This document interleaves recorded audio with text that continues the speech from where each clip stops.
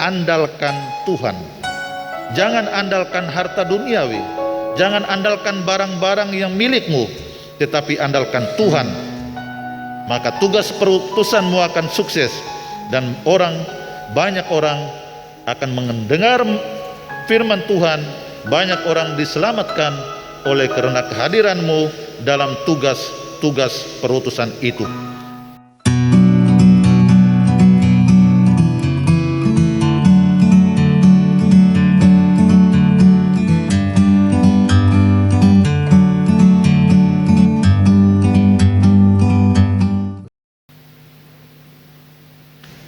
Bapak, Ibu, saudara-saudari, umat Katolik Paroki Bunda Maria Srui yang dikasihi oleh Tuhan, hari ini kita melaksanakan ibadat sabda secara live streaming karena instruksi dari pimpinan Keuskupan Timika untuk gereja sementara waktu tidak dibuka akibat penyebaran virus corona yang semakin hari semakin meningkat. Dan untuk kita diserui, kita melaksanakan ibadat sabda karena pastor paroki sementara berada di Dawai untuk melantik pengurus stasi Dawai. Bapak, Ibu, saudara-saudara sekalian yang terkasih, kita mendengarkan bacaan-bacaan suci hari ini tentang tugas perutusan. Saya mengajak Bapak Ibu sekalian untuk bersyukur kepada Tuhan. Kita memuji Tuhan karena tugas-tugas perutusan yang telah dilaksanakan sejak zaman Kristus, bahkan sejak zaman para nabi, sampai saat ini boleh terus terjadi, dan kita boleh menikmati buah-buah dari tugas-tugas perutusan pada masa lampau yang telah dijalankan oleh siapa saja yang merasa dirinya dipanggil oleh Tuhan. Hari ini bersama kita mendengarkan bacaan kedua surat Paulus kepada jemaat di Efesus. Kita bersyukur kepada Tuhan, kita memuji Allah dan Bapa Tuhan kita Yesus Kristus yang telah mengaruniakan kepada kita berkat rohani dari surga. Kita bersyukur karena tugas-tugas perutusan yang telah dijalankan telah membuahkan hasil bagi kita sekalian, sehingga pada saat ini dalam dunia yang serba modern ini kita masih terus mendengarkan suara Tuhan dan hidup menurut kasih dan kehendak Tuhan itu sendiri. Saudara-saudara sekalian, sebagai orang yang telah dibaptis, secara otomatis kita menerima tugas perutusan dari Kristus. Kita diutus untuk mewartakan kabar sukacita, kabar keselamatan Allah kepada dunia. Dan gambaran tentang tugas perutusan itu ternyata dinyatakan dalam bacaan-bacaan hari ini. Bacaan yang pertama, kita mendengarkan tentang kisah Nabi Amos. Sebagai seorang nabi, ia harus menubuatkan firman Tuhan agar bangsa Israel yang telah mendengar firman Tuhan boleh hidup menjadi lebih baik dan akhirnya boleh selamat. Tetapi yang terjadi dalam bacaan tadi adalah bahwa Nabi Amos ditolak. Orang-orang Israel, pemimpin-pemimpin Israel menolak kehadiran Nabi Amos. Mereka takut kehilangan jabatan, kedudukan, atau kekuasaan. Nabi Amos tidak disukai oleh imam-imam besar pemimpin Israel. Akhirnya ia diusir dari Israel. Amos mendapatkan perlakuan yang menyakitkan, tetapi ia tidak kecewa, ia tidak putus asa, ia tidak marah, ia tidak benci kepada bangsa Israel dan pemimpin-pemimpin bangsa Israel pada saat itu. Nabi Amos tetap rendah hati. Nabi Amos menganggap dirinya bukanlah nabi. Ia hanyalah seorang peternak. Ia hanyalah seorang pemungut pohon ara. Ia menganggap dirinya bukanlah nabi. Sebuah sikap rendah hati, sebuah keteladanan yang ditunjukkan oleh Nabi Amos bagi kita sekalian yang hidup pada zaman ini. Saudara-saudara sekalian, sebagai seorang utusan Allah, walaupun ditolak, Nabi Amos tetap menubuatkan firman Allah. Dan apa yang dialami oleh Nabi Amos pasti juga dialami oleh banyak kita sekalian yang telah dipilih oleh Allah, diutus oleh Allah untuk mewartakan kabar sukacita keselamatan Allah kepada dunia. Di mana-mana terjadi penolakan terhadap pemberitaan firman, di mana-mana terjadi penyiksaan terhadap orang-orang yang telah diutus oleh Allah.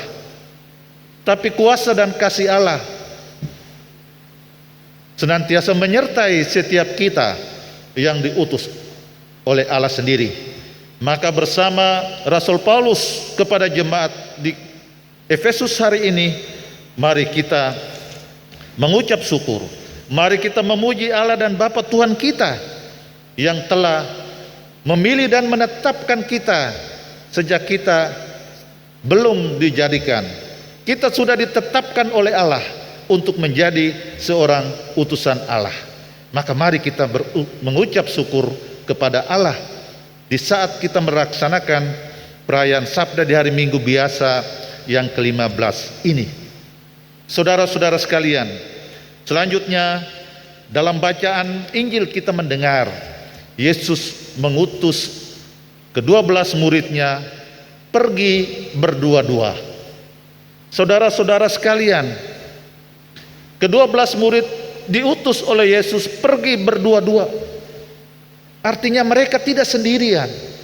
Ada teman, ada kawan, ada partner, ada sahabat yang menemani dalam tugas-tugas perutusan kita. Ini dimaksudkan oleh Tuhan bahwa mereka yang diutus pergi berdua-dua akan saling mendukung, akan saling mengingatkan, akan saling memberikan semangat satu sama lain dalam tugas-tugas perutusan itu. Dalam menjalankan tugas perutusan itu, ketika kita berada bersama-sama dengan orang lain, maka kita akan saling mengingatkan satu sama lain. Kita saling mengingatkan satu sama lain supaya kita tidak disilaukan oleh situasi dunia. Kita saling mendukung satu sama lain ketika ada hambatan-hambatan yang kita alami dalam tugas-tugas perutusan kita. Begitupun kita menyemangati satu sama lain, memberi semangat kepada saudara-saudara kita yang lain untuk tetap melaksanakan tugas perutusan walaupun kita ditolak. Ini makna terdalam yang Tuhan mau sampaikan kepada kita sekalian, bahwa kita tidak diutus sendirian. Kita punya sahabat, kita punya istri, kita punya anak-anak, kita punya pemimpin-pemimpin gereja, pemimpin-pemimpin bangsa. Kita semua berjalan bersama-sama mewartakan kabar sukacita keselamatan kepada dunia. Dan saudara-saudaraku sekalian, kita diutus oleh Tuhan ke situasi dunia yang tidak gampang. Ada banyak saja hal yang bisa menghalangi tugas perutusan itu. Yesus sendiri sudah mengatakan bahwa aku mengutus kamu sekalian seperti anak domba ke tengah serigala. Artinya bahwa ada tantangan yang begitu besar yang nanti dihadapi oleh setiap orang yang menjalankan tugas perutusan Allah. Tetapi dengan tantangan ini apakah kita harus mundur? Saudara-saudara sekalian, kita harus tetap maju karena kita berada bersama Tuhan. Allah ada di pihak kita. Allah sudah katakan bahwa pergilah ke seluruh dunia, baptislah mereka dalam nama Bapa, Putra dan Roh Kudus, dan ketahuilah bahwa aku akan menyertai kamu senantiasa sampai akhir zaman. Kuasa penyertaan Allah itulah yang memampukan pemberitaan firman Tuhan, berita keselamatan Allah, Injil sukacita Allah terus menerus diberitakan, diwartakan dari generasi ke generasi. Saudara-saudara sekalian, perjuangan para murid dan para nabi dalam tugas perutusan sangat berat, sangat menantang. Namun semuanya telah dilalui karena ada kekuatan besar dari Allah sendiri. Allah mendampingi setiap orang yang diutusnya. Allah hadir bersama-sama dalam setiap tugas perutusan. Dan gambaran tentang situasi inilah yang memungkinkan kita sekalian saat ini boleh mendengarkan firman Tuhan. Dalam situasi ketika kita harus berhadapan dengan kondisi yang menyulitkan kita sekalian, kita tetap mengandalkan Tuhan. Tuhan adalah andalan kita. Ia akan menopang tugas-tugas perutusan kita dengan kekuatan Roh Kudus, daya ilahi Allah yang terus bekerja dalam diri kita. Maka dalam bacaan Injil tadi, Yesus mengutus kedua belas muridnya pergi berdua-dua dengan memberi instruksi. Ada perintah, jangan bawa apa-apa, jangan sibuk dengan apa yang nanti kau makan, pergi saja. Itu artinya bahwa kemanapun kita pergi dalam tugas perutusan kita, pasti ada jaminan dari Tuhan. Pasti kita akan diperhatikan oleh Tuhan melalui sesama yang ada di sekitar kita. Ada jaminan keselamatan, ada jaminan berkat hidup yang akan kita terima ketika kita melaksanakan tugas perutusan itu. Tuhan sudah katakan jangan bawa apa-apa. Allah akan melengkapi segala keperluan kita dalam seluruh tugas perutusan itu. Dan dalam kondisi seperti ini, Yesus mau katakan, andalkan Tuhan. Jangan andalkan harta duniawi, jangan andalkan barang-barang yang milikmu, tetapi andalkan Tuhan. Maka tugas perutusanmu akan sukses dan banyak orang akan mendengar firman Tuhan, banyak orang diselamatkan oleh karena kehadiranmu dalam tugas-tugas perutusan itu. Saudara-saudaraku sekalian, saya mengajak kita semua untuk pergilah, bernubuatlah untuk umatku, untuk jemaatku, wartakan kabar sukacita keselamatan yang dari Allah. Karena sesungguhnya di dalam Kristus Yesus Allah telah memilih kita sebelum dunia dijadikan. Sebelum dunia dijadikan Allah telah pilih kita.